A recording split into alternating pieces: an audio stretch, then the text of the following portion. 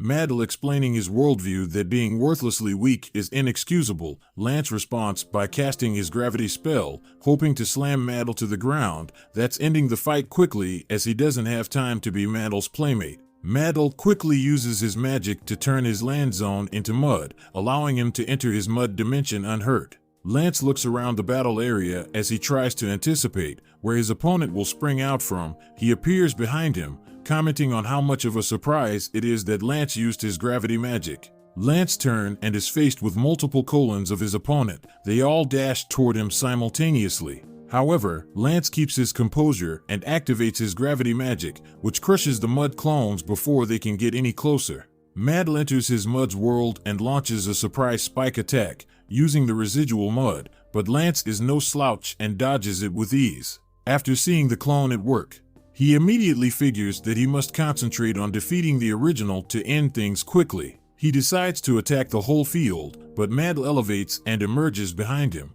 The guy quickly launches a spell that restricts Lance's movement before he can react. Mantle then fires mud cannonballs at his target. He gets a few direct hits, which leaves Lance a little disheveled. Mantle begins to comment on the Crown family that Lance hails from and acknowledges his lineage. However, he calls him wasted talent because he's not with Lance's dorm. Before offering him a chance to join the Magia Lupus, Mantle takes a cheeky shot stating that he would fit in nicely in the lower ranks. This would give him a better chance for his magic to flourish. Mantle believes that growth depends on who one surrounds themselves with. So if he surrounds himself with the garbage and alder storm, then he will become one of them. On the other hand, Magia Lupus is full of talent and resources, so his skill will see a significant improvement. Lance has a different outlook, feeling that his conviction is not superficial. For the environment to have such a drastic impact, he rather views the Magia Lupus as second-rate study. But Mantle gets amused by the comment before he can even retaliate.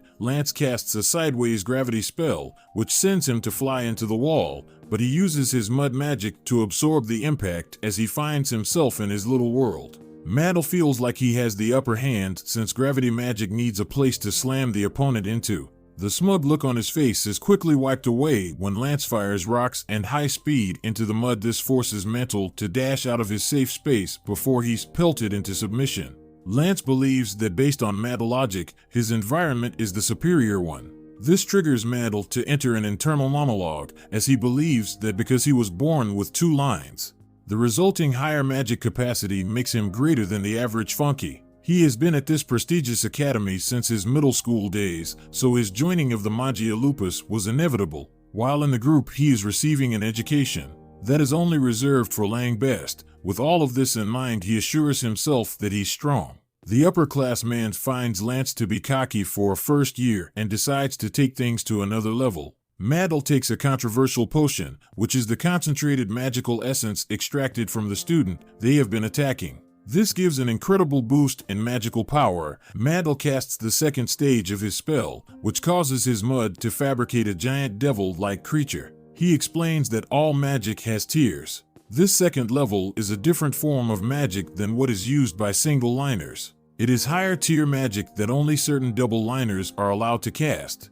The guy gets a flashback to his father informing him that his achievement determines his worth and only those who have an aptitude for magic has that worth. This drives him to obsessively study and practice magic currently. Achievement and strength are what sustains him, and he feels like he earned his present position. He believes that because Lance associates with lesser bloodlines, he will never achieve the level of magic that is about to defeat him.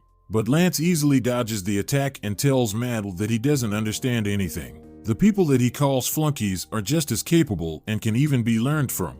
This is exemplified as Lance activates the second stage of his gravity spell as they surround Mantle and his beast. The pillars exert a strong gravitational pull toward themselves. This means that the monster in the middle is being pulled by gravity in all directions. Lance drops the final pull from above, which rips the mud bees apart. Mantle stands there in disbelief that his strongest spell was so easily defeated. He gets another flashback of his dad telling him that entering the Bureau of Magic alone will not make him worthy of being his son. He will still be worthless to him till this day. His father is waiting for him to show something which will make him worthy, as he calls himself worthy. Lance returns Mantle's book to him and notices that it has had a lot of use. Lance also reveals that his parents measured his worth based on social standing more than anything else. Judging by Mantle's words and actions, Lance knows that he too was raised in such an environment. He doesn't agree with that worldview, but he respects all the effort Mantle has put in to live to that high expectation. This strikes a chord with him as Lance walks away. Mantle tries to downplay his happiness that someone finally respects him. Elsewhere, Mash removes his school uniform in preparation to fight Razer and hops a few times before dashing and landing a kick. But Razer somehow blocks the attack with his sword. He counters with a speedy attack that Mash struggles to comprehend. Razer informs Mash that he can't win against him. The secret behind his superhuman speed is revealed as he stands on a magic arrow, allowing him to slice Mash in an instant. After showing a glimpse of his skill, Razer asks his opponent to give up or he will not show any remorse if he chooses to carry on. Before he can finish his warning, Mash interrupts, telling him that all his waffling doesn't matter. Razer gets annoyed when he remembers that Mash is going through all of this so that he can live in peace with his family. He finds Mash raising revolting. Razer feels like their situation is similar. However, his idea of living happily ever after is where they differ. Based on this, he knows that Mash must be blessed to have the people he has around him and pleads for him to show his best as they fight. To up the stakes of the fight, he shows Mash that Lemon has been strapped to a device that drains magic powers. He informs him that in about 30 minutes, her magic power will be completely drained, making her lose her ability to use magic. Mash feels like if he's bold enough to say those words, then he must be ready for his mask to be broken into pieces. Razer takes his words as a challenge and promises not to hold back. He places his acceleration arrows surrounding Mash and dashes around, slicing him with ridiculous speed. All Mash can do is cover his vital areas. The assault ends when Razer lands a stab on his abdomen. When he tries to remove the blade, he's unable to because Mash tenses his ABS. Mash allowed the attack to hit him so that he can close the distance between the two of them. He grabs Razer by his robe and head-butts his mask, destroying it like he foretold. Razer tries to cover his face with his hands, but Mash notices his red eye and comments that it's bloodshot. Razer is surprised that he doesn't know what it means. Mash apologizes for getting it wrong. Razer alerts him that he doesn't need to apologize and explains that his eye is called the evil eye. It is the eye of the devil which temporarily disables the magic of all who fall under its cage, since magic is everything in this world. Such ability makes him a target of hate. Hearing this makes Mash a little sad that he can't use his eye ability on him. Razer assures him that all is well, but outlines that he's the natural enemy of all magic users, so he has been feared and despised his whole life. Even his parents have the same sentiments, but he feels like someone is blessed. His Mash can't possibly understand how that feels. He comments that some people in this world should have never been born. He too can use the high level of his magic ability as he activates his second. This creates a force field around them. A red arrow that points down appears on Mash's abdomen before he can process its meaning. Razer dashes at him and cuts him several times as Mash throws a punch in slow motion. He sees the Mash is surprised by his lack of speed and explains that the field decreases the momentum of everyone else within it and grants that speed to him. He darts towards Mash and begins to attack him with an intense barrage of cuts. As Razer bolts to land the finishing blow, Mash slowly counters by smashing the ground, which splits the floor into two, creating a tunnel with nowhere for Razer to maneuver and gives Mash the chance to land a counter that shatters Razer's blade. Razer realizes what is going on and tries to back, but Mash steps on his foot, preventing him from moving. Mash lands a devastating punch to his gut that sends him crashing through his barrier. This gives him the chance to perform a damaging combination. Even Razer can see that they are completely different levels as he falls to the floor.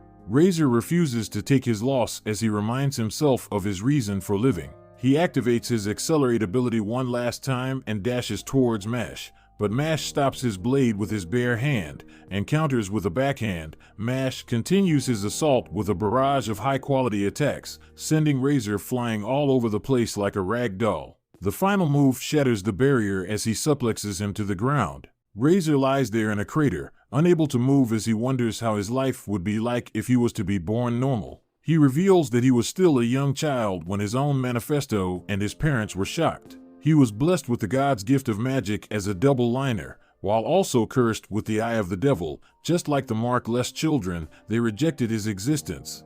His parents locked him in a cell to keep his situation hidden, and all that he was given was his sent meals. That was his life for a while, till one day his parents tried to end him. He suspects they must have run out of patience for having a child like him. He comments that he should have never been born. However, he established a new purpose when he found that Abel needed him, even if he was just a useful tool. It was better than being hated, but as he sits there in defeat, he couldn't even meet that expectation. After hearing him out, Mash agrees that he has been blessed for having the life that he has had. Despite being born without magic, he can't even imagine what Razer has been through.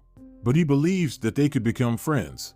Razer calls him amenable. He pleads with him not to proceed further because he can't defeat Abel during their first encounter. Abel was not using his true power. Mash interrupts him and thanks him for the warning, but he has every intention of fighting their leader. He also informs him that his attitude toward him will not change and hopes that they can share some cream puffs in the future as he says goodbye. Razer finds Mash strange as the episode comes to an end.